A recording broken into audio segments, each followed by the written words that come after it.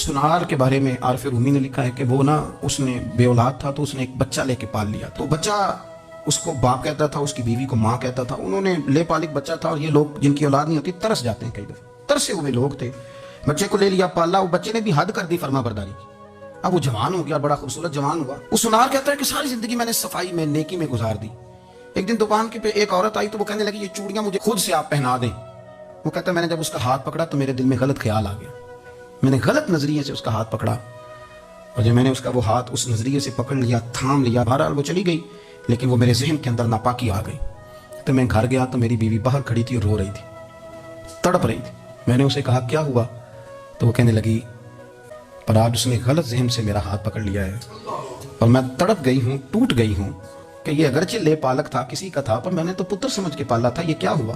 وہ کہتا میری چیخ نکل گئی. تو میں نے اسے کہا کہ یہ اس کی غلطی نہیں, یہ میری غلطی ہے.